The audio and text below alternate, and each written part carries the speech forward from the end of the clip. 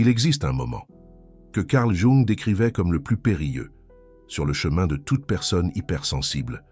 Ce n'est pas quand vous explosez, ce n'est pas quand vous pleurez, ce n'est pas quand vous criez, c'est quand vous, simplement, arrêtez de ressentir. Huberman, l'éminent neuroscientifique, a confirmé, dans ses études, que lorsque cela se produit, quelque chose change physiquement dans votre cerveau. La substance grise périaque-ducale commence à libérer des opioïdes endogènes. Votre système nerveux entre en mode survie. Et le narcissique, celui qui a passé des années à se nourrir de vos émotions, réalise soudainement que l'assiette est vide. Mais ce qui se passe ensuite, c'est ce que personne ne vous dit, parce que l'hypersensible, qui cesse de ressentir, ne redevient pas celui qu'il était. Il se transforme en quelque chose de complètement différent, quelque chose que Jung appelait l'ombre intégrée, quelque chose qui fait paniquer, absolument, le narcissique. Je vais vous révéler exactement ce qui se passe neurologiquement quand vous atteignez ce point de rupture. Je vais vous montrer pourquoi ce moment est en réalité le début de votre libération. Et je vais vous expliquer pourquoi le narcissique, littéralement, ne peut pas gérer cette version de vous. Mais d'abord, je dois vous montrer comment vous en êtes arrivé là, parce que ce voyage a commencé bien avant que vous ne le réalisiez. Les personnes hypersensibles représentent environ 20 à 30% de la population mondiale, des études publiées en janvier 2025. Dans Frontiers in Psychology, ont révélé quelque chose de perturbant à propos de ce groupe.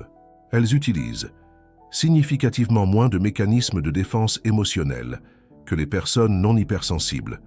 Cela signifie que, tandis que la plupart des gens filtrent automatiquement les stimuli négatifs, l'hypersensible absorbe tout, chaque regard de désapprobation, chaque ton de voix altéré, chaque énergie négative.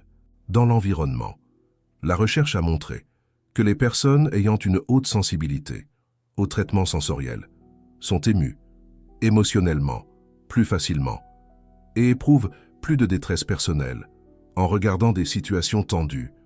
Elles utilisent moins de déconnexion émotionnelle pour se protéger contre le contenu émotionnel qu'elles expérimentent. En d'autres termes, l'hypersensible ressent tout à l'intensité maximum, sans les filtres de protection que d'autres personnes ont naturellement. Et voici le problème. Quand vous placez une personne comme celle-ci dans une relation avec un narcissique, vous créez la tempête parfaite. Jung décrivait cette dynamique comme une danse des ombres. Le narcissique projette sa propre obscurité sur l'hypersensible. L'hypersensible absorbe cette obscurité parce que c'est ce qu'il fait, naturellement. Et le cycle continue jusqu'à ce que quelque chose se brise. Mais ce qui se brise en premier n'est généralement pas ce que vous attendez. La neuroscience moderne a prouvé que l'exposition chronique au stress émotionnel provoque des changements physiques dans le cerveau. L'amygdale, responsable du traitement émotionnel, entre dans un état d'hyperactivation constante. L'insula, qui cartographie les sensations corporelles, devient surchargé. Le cortex préfrontal, qui devrait réguler ses réponses, commence à fonctionner de manière irrégulière et à un moment donné sur le système, simplement, se déconnecte. Pas parce que vous l'avez choisi, pas parce que vous êtes faible, mais parce que votre cerveau est entré en mode survie. Les chercheurs appellent cela l'engourdissement émotionnel ou dissociation. Huberman a expliqué, dans ses épisodes sur le trauma, que la substance grise périaque-ducale contrôle la réponse de congélation des neurones dans cette région, crée ce qu'on appelle des opioïdes endogènes, des substances chimiques libérées par le cerveau, qui donnent une sensation d'engourdissement. Et c'est exactement ce qui se passe quand l'hypersensible cesse de ressentir. Le cerveau se drogue, littéralement, pour survivre. Et le narcissique se retrouve soudainement face à quelque chose qu'il n'a jamais vu auparavant. Une personne qui ne réagit pas. Une personne qui ne s'en soucie pas. Une personne qui le regarde comme s'il était complètement irrélevant. Et cela brise complètement le jeu du narcissique, parce que tout le pouvoir du narcissique vient de vos réactions émotionnelles. Chaque fois que vous pleuriez, il se sentait puissant. Chaque fois que vous imploriez, il se sentait aux commandes. Chaque fois que vous vous excusiez pour quelque chose qu'il avait fait, il confirmait que vous étiez à lui. Mais quand vous arrêtez de ressentir, vous lui enlevez la seule chose dont il a besoin, son énergie émotionnelle. Et c'est ici que la transformation commence. Jung a décrit 4 voies possibles après l'abus narcissique. La restauration régressive, où la personne tente de revenir à ce qu'elle était avant. L'effondrement, où la personne se perd complètement. L'identification à l'agresseur, où la personne devient ce qu'elle haïssait. Et l'individuation consciente, où la personne utilise la douleur comme matière première pour la transformation. L'hypersensible, qui cesse de ressentir, est à la frontière entre tous ces chemins. L'engourdissement est une pause, une chance de choisir, un moment où le cerveau est littéralement en train de reconfigurer ses connexions neuronales. Et le chemin que vous choisissez, à ce moment-là, détermine tout. La plupart des gens ne comprennent pas cela. Ils pensent qu'arrêter de ressentir est la fin. Mais Jung savait que c'était le commencement. Il a écrit que nous ne trouvons pas l'illumination en imaginant des figures de lumière, mais en rendant l'obscurité consciente. L'engourdissement émotionnel est l'obscurité qui devient consciente. Et c'est votre cerveau qui reconnaît que quelque chose doit changer radicalement. Et c'est votre psyché qui dit que les anciens schémas ne fonctionnent plus. Mais voici ce que personne ne vous dit à propos de cet état. Il ne dure pas, pour toujours, et il n'est pas la destination finale. C'est un passage, un couloir sombre, entre qui vous étiez et qui vous allez devenir.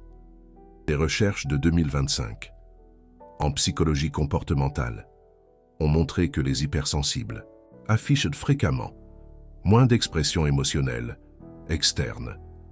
Leurs émotions sont internalisées ou exprimées à travers des indices psychologiques subtils. Cela met en évidence le traitement interne profond des hypersensibles, qui peuvent ne pas exprimer extérieurement leur intensité émotionnelle, mais expérimentent une sensibilité accrue et une complexité dans leurs états émotionnels. En d'autres termes, juste parce que vous avez arrêté de montrer ne signifie pas que vous avez arrêté de traiter.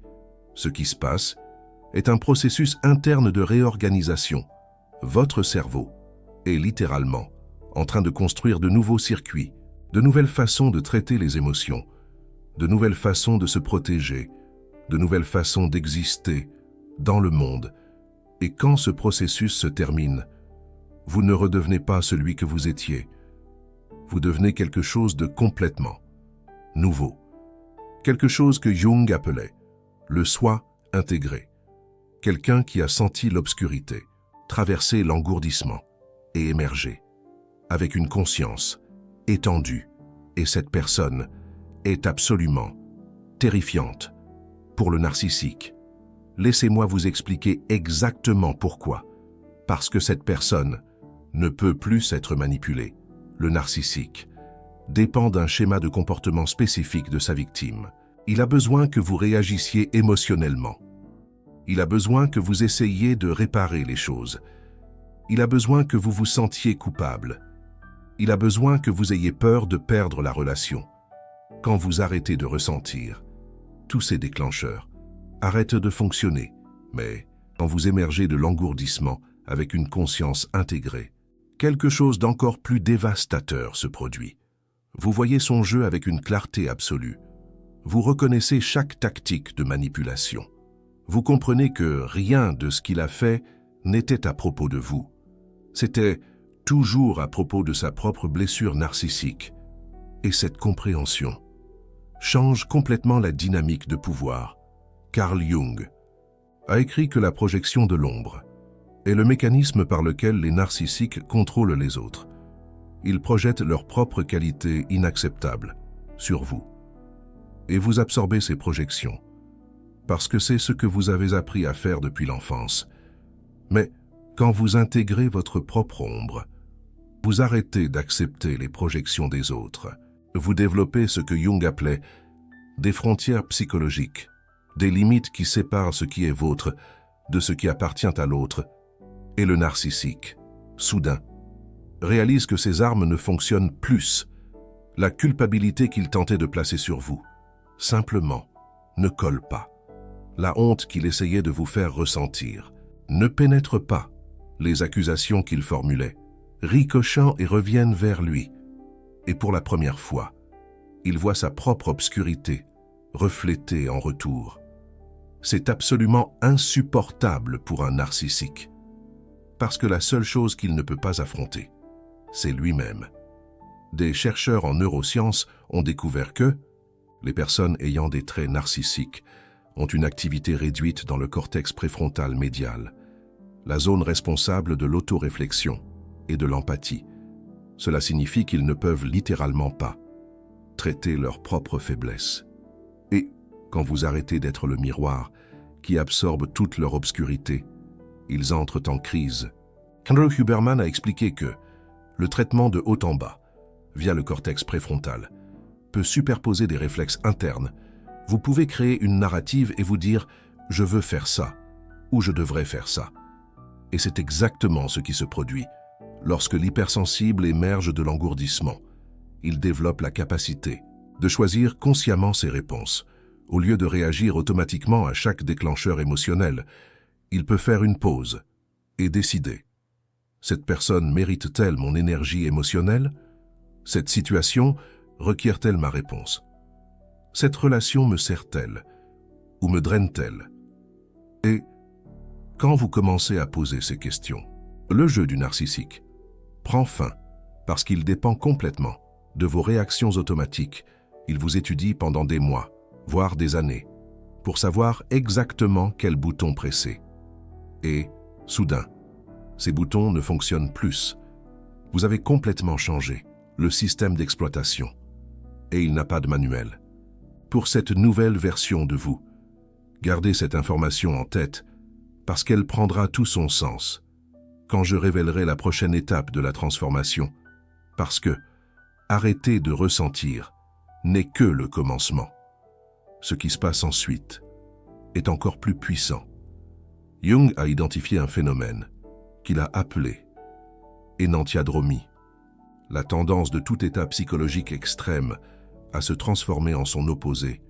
Quand l'hypersensible atteint le point maximum d'absorption émotionnelle, quelque chose s'inverse. La personne qui ressentait tout devient temporairement incapable de ressentir. Mais cette incapacité est temporaire et, quand le sentiment revient, il revient transformé, plus conscient, plus sélectif, plus puissant. Des recherches publiées en 2025 sur la neuroplasticité montrent que le cerveau peut littéralement réorganiser ses connexions après des périodes de stress intense. Et cette réorganisation n'est pas aléatoire. Elle suit un schéma spécifique d'optimisation. Les connexions qui vous blessaient sont affaiblies. Les connexions qui vous protègent sont renforcées. Et de nouvelles voies neuronales sont créées pour traiter les émotions de manière plus saine. Andrew Huberman a décrit cela comme de la neuroplasticité adaptative, le cerveau changeant en réponse à l'expérience, pour fonctionner mieux à l'avenir. Et c'est exactement ce qui se produit quand l'hypersensible traverse l'engourdissement. Il ne perd pas la capacité de ressentir, il gagne la capacité de choisir ce qu'il ressent. Et c'est la différence entre être victime et être souverain de sa propre expérience émotionnelle. Jung a appelé ce processus l'intégration de l'ombre. L'ombre est tout ce que nous réprimons, nions ou cachons de nous-mêmes. Pour l'hypersensible, l'ombre contient fréquemment de la colère, des limites et le droit de dire non. Ce sont les choses qu'il a apprises dès son plus jeune âge, qui n'étaient pas permises, qu'être une bonne personne signifiait ne jamais être en colère, qu'aimer, signifiait ne pas avoir de limites, qu'exister, signifiait placer les besoins des autres toujours en premier. Et le narcissique se sert exactement de ses croyances. Il voit quelqu'un sans limite et pense « Parfait, cette personne va absorber toute mon obscurité. » Et, pendant un temps, c'est exactement ce qui se produit. Mais ce que le narcissique ne comprend pas, c'est qu'il existe une limite à la quantité d'obscurité qu'une personne peut absorber. Et, quand cette limite est atteinte, l'ombre de l'hypersensible commence à émerger, d'abord comme engourdissement, puis comme colère, puis comme pouvoir. Et cette transformation est absolument fascinante. Du point de vue neurologique, des études montrent que l'amygdale de l'hypersensible est naturellement plus active. Cela signifie plus de réponses émotionnelles, plus d'empathie, plus de sensibilité. Mais cela signifie aussi que, quand l'amygdale se reconfigure, les effets sont dramatiques. L'hypersensible ne devient pas froid, il devient sélectivement chaud, capable de diriger son intensité émotionnelle seulement là où elle est méritée. Et c'est la version la plus puissante d'un être humain. Quelqu'un qui ressent profondément, mais choisit consciemment où investir cette profondeur. Quelqu'un qui a de l'empathie, mais ne se laisse pas exploiter à cause de cela. Quelqu'un qui aime intensément, mais ne se perd pas dans l'amour. Et le narcissique ne sait simplement pas comment gérer cela, parce que tout son playbook a été construit pour une version antérieure de vous, une version qui n'existe plus. Laissez-moi vous montrer exactement comment cette transformation se manifeste au quotidien. Avant, quand le narcissique critiquait quelque chose chez vous, vous passiez des heures ou des jours à traiter. A-t-il raison? Suis-je vraiment comme ça? Que puis-je faire pour changer? Maintenant, quand il critique, vous observez simplement. Intéressant. Il projette de nouveau. Et vous continuez votre journée. Avant, quand il vous infligeait le traitement du silence, vous paniquiez. Ai-je fait de mal? Pourquoi ne me parle-t-il pas? Va-t-il me quitter? Maintenant, quand il se tait, vous appréciez ce silence, cette paix. Enfin, un peu de tranquillité. Et vous utilisez ce temps pour les choses qui comptent vraiment. Avant, quand il essayait de vous prendre dans ses triangulations, en vous comparant à d'autres, vous ressentiez une douleur profonde. Je ne suis pas assez bien. Elle est meilleure que moi. Je dois faire plus d'efforts. Maintenant, quand il mentionne d'autres personnes, vous voyez exactement ce qu'il fait. Manipulation de base. Et vous ne prenez même pas la peine de répondre. Ce changement de comportement déstabilise complètement le narcissique parce qu'il n'arrive plus à vous lire. Il ne sait pas quel bouton actionner. Il ne comprend pas pourquoi ces tactiques ne fonctionnent pas. Et en désespoir de cause, il va tenter d'escalader. D'abord avec plus d'intensité, critique plus sévère, traitement silencieux plus long, triangulation plus évidente. Et quand ça ne fonctionne pas, il va tenter une approche différente. Love bombing. Soudain, il devient la personne la plus aimante du monde, vous complimentant, vous donnant de l'attention, vous faisant vous sentir spécial. Et c'est ici que beaucoup d'hypersensibles en récupération trébuchent, parce que la version ancienne d'eux-mêmes veut désespérément croire qu'il a changé. Que l'amour est réel cette fois. Que peut-être les choses peuvent être différentes, mais la version intégrée connaît la vérité. Ce n'est qu'une autre tactique, un autre cycle, une autre tentative de vous ramener dans le jeu. Et c'est ici que l'intégration de l'ombre devient votre plus grande protection. Carl Jung a écrit que l'ombre n'est dangereuse que lorsqu'elle reste inconsciente. Quand vous illuminez votre ombre, quand vous reconnaissez vos propres capacités, pour la colère, pour les limites, pour dire non, ces choses deviennent des outils, au lieu de menaces, comme le dit Jung. La colère ne vous consume pas, parce que vous savez quand elle est appropriée. Les limites ne vous isolent pas, parce que vous savez quand elles sont nécessaires. Le non ne vous culpabilise pas, parce que vous savez que c'est votre droit. Et cette clarté est absolument imperméable à la manipulation. Le narcissique peut tenter ce qu'il veut, peut utiliser n'importe quelle tactique de son arsenal, mais rien ne va pénétrer cette conscience intégrée, parce que vous ne réagissez plus à lui. Vous répondez à partir d'un lieu de choix conscient. Et c'est la différence qui change tout. Calme. Parce que ce qui vient maintenant est la partie la plus importante de toute cette transformation. La plupart des gens pensent que l'objectif est de se débarrasser du narcissique. Terminer la relation, couper les ponts, passer à autre chose. Et oui, fréquemment, c'est nécessaire. Mais Carl Jung savait que le vrai travail est intérieur. Peu importe combien de narcissiques vous éloignez de votre vie, si vous n'intégrez pas votre propre ombre, vous allez continuer à attirer les mêmes schémas. Des recherches montrent que les personnes qui sortent de relations narcissiques sans faire le travail intérieur ont 83% de chances d'entrer dans une autre relation similaire dans les 5 ans. Parce que le schéma n'est pas dans le narcissique. Le schéma est dans votre propre psyché, dans la façon dont vous avez été conditionné à aimer, dans la façon dont on vous a enseigné votre propre valeur, dans la façon dont vous avez intériorisé que vos besoins n'importent pas. Le narcissique active seulement ces schémas qui existaient déjà. Et tant que ces schémas existeront, un autre narcissique va apparaître pour les activer. Et c'est pourquoi l'engourdissement émotionnel, aussi douloureux soit-il, est en fait une bénédiction déguisée. Il vous donne la pause nécessaire pour regarder à l'intérieur, pour voir les schémas qui vous ont amené jusqu'ici, pour décider consciemment si vous voulez continuer à répéter ou si vous voulez changer. Carl Jung appelait ça le travail de l'individuation, le processus de devenir qui vous êtes vraiment, pas qui vos parents voulaient que vous soyez, pas qui la société attend que vous soyez, pas qui le narcissique a tenté de vous convaincre que vous étiez, mais qui vous êtes véritablement dans votre essence la plus profonde. Et ce processus ne peut arriver que quand vous arrêtez de réagir automatiquement à des stimuli externes, quand vous arrêtez d'être défini par les attentes des autres, quand vous arrêtez de vous perdre dans les relations. L'engourdissement crée cette pause. Et ce que vous faites avec cette pause détermine tout votre futur. Il existe un protocole qui combine les insights de Carl Jung avec la neuroscience d'Andrew Huberman pour naviguer cette transition. Ce n'est pas quelque chose que vous allez trouver dans des livres de développement personnel.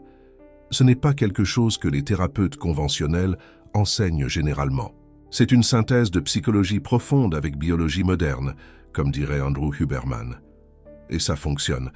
La première étape est de reconnaître que l'engourdissement est une phase, pas une destination.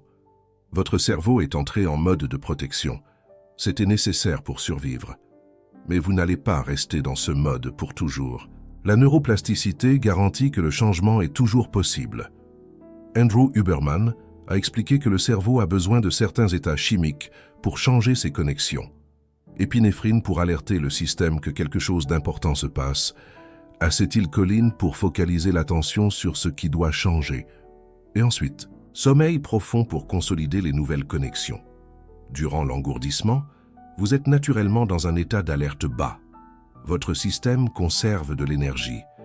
Cela signifie que de grands changements cognitifs sont difficiles durant cette période. Et c'est bien, utilisez ce temps pour vous reposer, pas pour une révolution. La deuxième étape est d'observer sans juger. Carl Jung pratiquait quelque chose appelé l'imagination active, un processus d'observation des contenus de la psyché sans tenter de les changer immédiatement. Durant l'engourdissement, vous avez une opportunité unique de faire ça, parce que vous ne réagissez pas émotionnellement. Vous pouvez voir vos schémas avec une clarté inhabituelle. Observez comment vous vous comportiez dans la relation. Observez quels déclencheurs vous affectèrent le plus. Observez quels schémas se répétaient, pas pour vous culpabiliser, mais pour comprendre. Cette compréhension est la base de toute transformation réelle. La troisième étape est d'identifier la voix du narcissique dans votre tête. Après beaucoup de temps dans une relation toxique, la critique externe devient critique interne. Vous commencez à vous parler de la même façon qu'il vous parlait. Vous n'êtes pas assez bien. Vous êtes trop sensible. Vous êtes le problème. Reconnaître que ces voix ne sont pas les vôtres est crucial. Elles ont été implantées. Et tout comme elles ont été implantées, elles peuvent être retirées. Andrew Huberman a parlé de comment le cortex préfrontal peut créer des narrations qui se superposent aux réponses automatiques. Chaque fois que vous entendez la voix du narcissique dans votre tête, vous pouvez consciemment la remplacer. Ce n'est pas ma pensée. Ça a été mis en moi. Je choisis de penser différemment maintenant. Avec le temps et la répétition, les nouvelles voies neuronales se renforcent et les anciennes s'affaiblissent. La 4e étape, c'est de se reconnecter à son corps.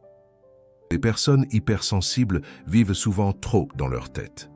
À traiter l'information, à analyser, à essayer de comprendre. Mais l'engourdissement est un signe que le corps a besoin d'attention. Huberman a expliqué que l'insula cartographie les sensations corporelles et les connecte avec les états émotionnels.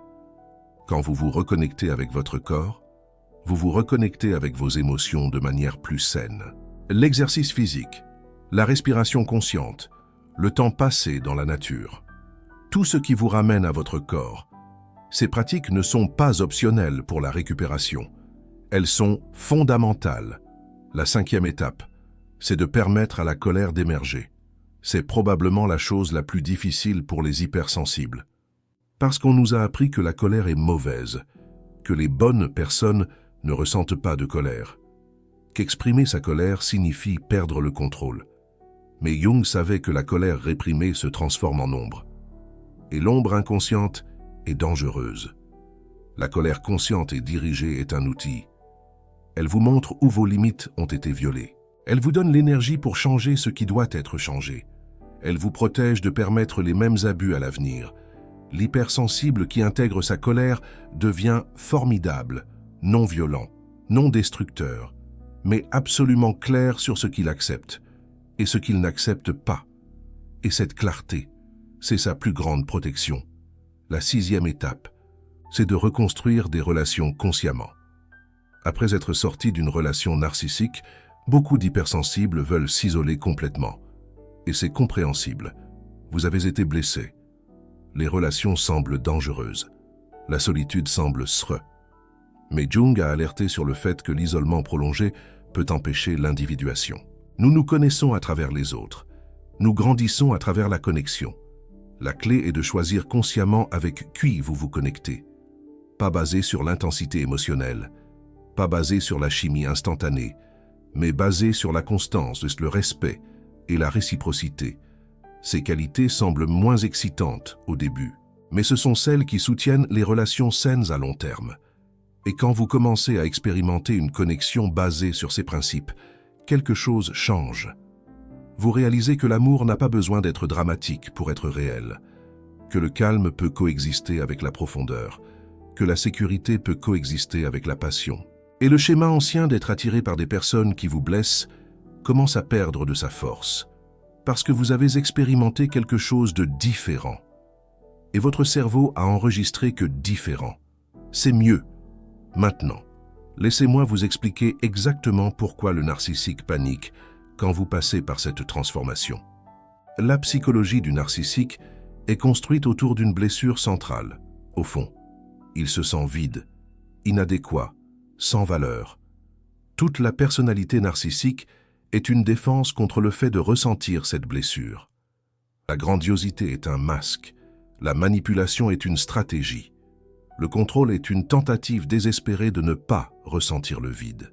Et les personnes hypersensibles servent une fonction spécifique dans ce système.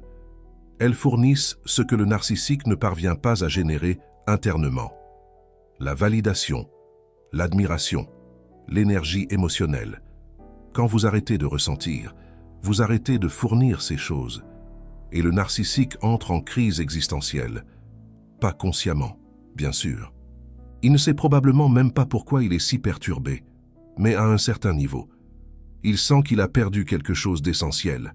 Sa source d'approvisionnement narcissique s'est tarie. Et maintenant, il doit en trouver une autre. Et c'est pourquoi beaucoup de narcissiques, quand ils réalisent qu'ils vous ont perdu, trouvent rapidement une autre personne. Pas parce que cette personne est spéciale, mais parce qu'il a désespérément besoin de quelqu'un pour combler le vide. Et voici la partie la plus libératrice de tout ce parcours. Quand vous comprenez cela, quand vous voyez que ça n'a jamais été à propos de vous, la douleur commence à faire sens. Vous n'avez pas été choisi parce que vous étiez défectueux. Vous avez été choisi parce que vous étiez lumineux, parce que vous aviez de l'empathie en abondance, parce que vous étiez capable de donner ce qu'il ne pouvait pas produire. Et la manipulation n'est pas arrivée parce que vous étiez stupide. Elle est arrivée parce que vous étiez trop généreux avec des personnes qui ne méritaient pas votre générosité.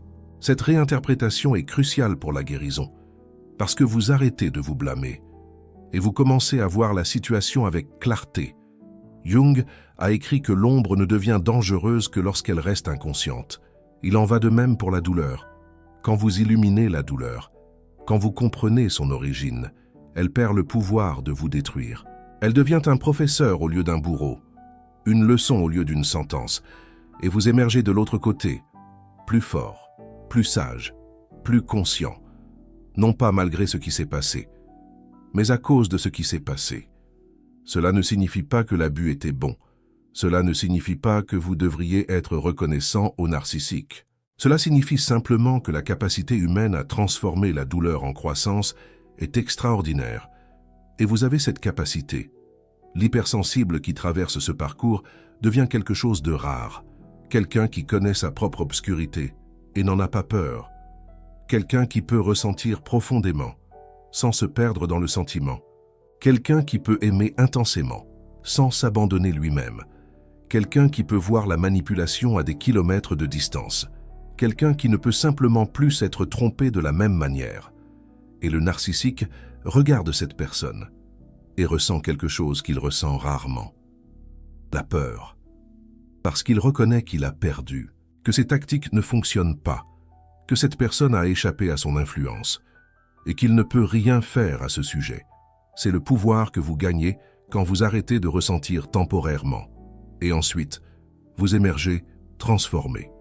Ce n'est pas un pouvoir sur les autres, c'est un pouvoir sur soi-même.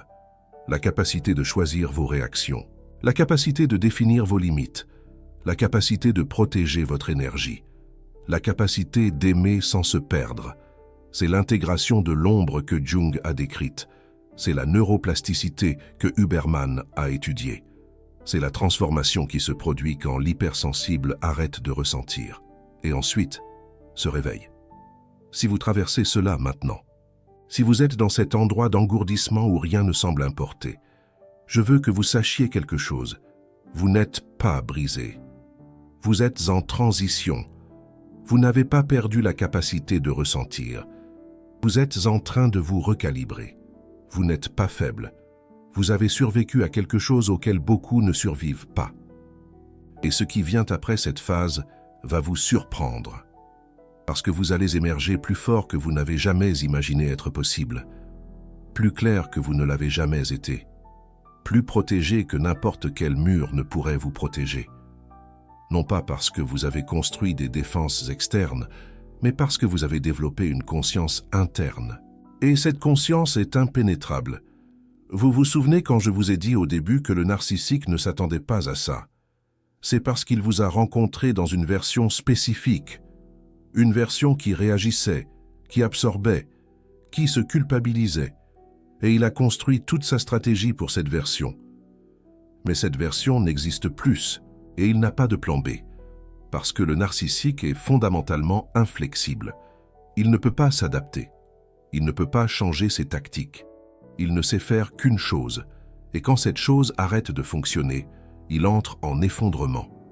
Et vous, qui avez passé votre vie entière à vous adapter aux autres, vous découvrez finalement que votre flexibilité est une force, pas une faiblesse. Vous pouvez changer. Lui, il ne peut pas.